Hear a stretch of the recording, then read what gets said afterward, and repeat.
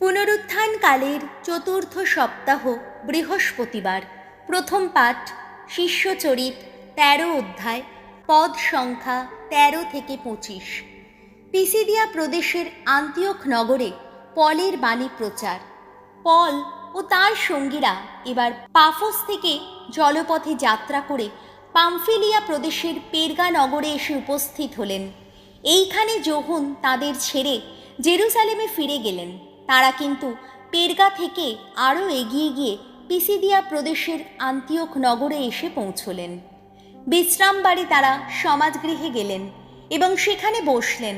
মোশির বিধান ও প্রবক্তাদের বাণী পাঠের পর সমাজগৃহের অধ্যক্ষেরা তাদের বলে পাঠালেন, ভাই, আপনারা যদি সমবেত লোকদের কোনো উপদেশ বাণী শোনাতে চান তাহলে আপনারা এসে বলুন।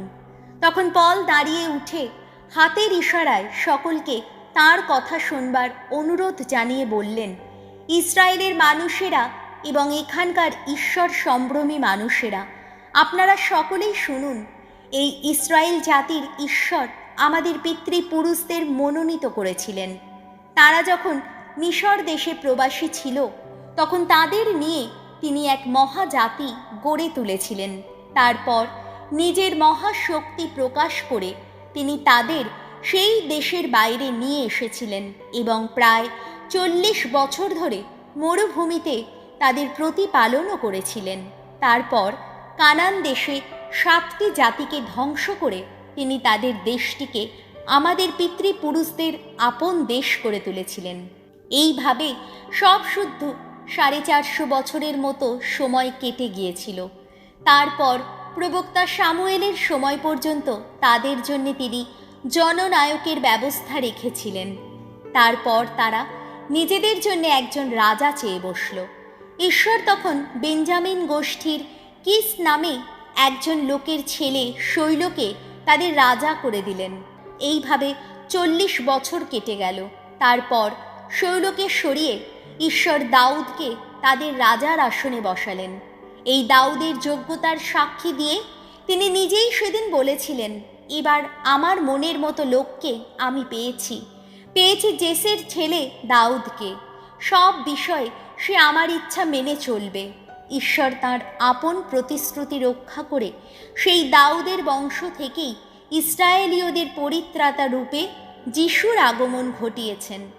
এরই আগমনের অগ্রদূত হয়ে যোহন ইসরায়েল জাতির সকলের কাছে এমন এক দীক্ষা স্নানের কথা প্রচার করে গেছেন যে দীক্ষা স্নানে ব্যক্ত হয় মানুষের মনের পরিবর্তন। শুধু তাই নয়, জীবনযাত্রার শেষ পর্যায়ে যোহন এই কথাও বলেছেন, আমাকে তোমরা যে লোক বলে মনে করছো আমি সেই লোক নই, কিন্তু জেনে রাখো আমার পরে এমনই একজন আসছেন যার পায়ের জুতো খুলে দেবার যোগ্য আমি নই। প্রভুর বাণী। শ্যাম সঙ্গীত ভুয়ো। হে ভগবান, চিরদিন আমি গেয়ে যাব তোমার করুণা গাথা। ওগো ভগবান, তোমার করুণা গাথা চিরদিন গেয়ে যাব আমি। কত যে বিশ্বস্ত তুমি সেই কথা বলে যাব যুগে যুগান্তরে। আমি তো সকলকে বলি, চিরস্থায়ী করুণা তোমার, স্বর্গলোকে স্থিত মূল বিশ্বস্ততা তোমার। ধুয়ো। হে ভগবান, চিরদিন আমি গেয়ে যাব তোমার করুণা গাথা। আমার সেবক রূপে দাউদকেই পেয়েছি আমি। আমার পবিত্র তৈলে সম্পন্ন করেছি তার রাজ অভিষেক। আমার হাতের শক্তি হবে তার নিয়ত সহায়। আমার বাহুর শক্তি তাকে করবে বলিয়ান। ধুয়ো। হে ভগবান, চিরদিন আমি গেয়ে যাব তোমার করুণা গাথা। আমার বিশ্বস্ততা ও করুণা তার নিত্য সহায় হবে। আমার নাম শক্তিতেই ঘটবে তার ক্ষমতার বিকাশ।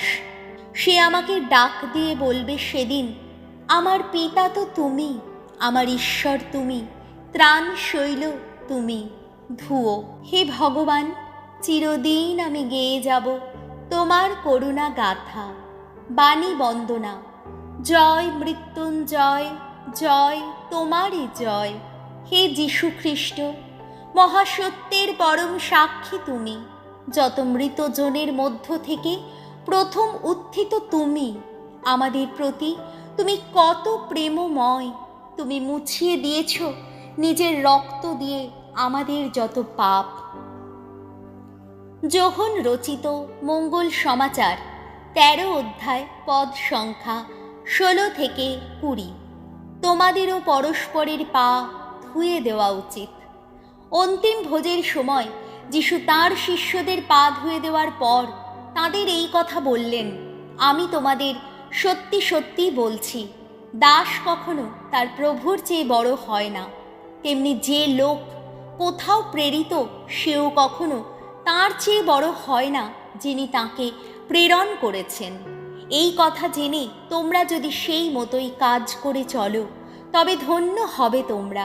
আমি অবশ্য তোমাদের সকলেরই সম্বন্ধে কথা বলছি না, কারণ কাদের আমি বেছে নিয়েছি সে কথা আমি তো ভালোভাবেই জানি।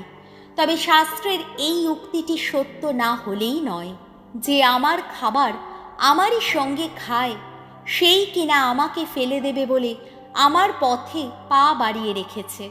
আমি এখনই তা ঘটবার আগেই কথাটা তোমাদের জানিয়ে রাখছি, যাতে তা যখন ঘটবে তখন তোমরা যেন বিশ্বাস করতে পারো যে আমি সেই তিনি। আমি তোমাদের সত্যি সত্যিই বলছি, আমি যাকে দূত হিসাবে প্রেরণ করি, যে তাকে গ্রহণ করে সে আমাকেই গ্রহণ করে, আর যে আমাকে গ্রহণ করে সে তাকেই গ্রহণ করে যিনি আমাকে এখানে পাঠিয়েছেন। প্রভু যীশু খ্রিস্টের মঙ্গল সমাচার।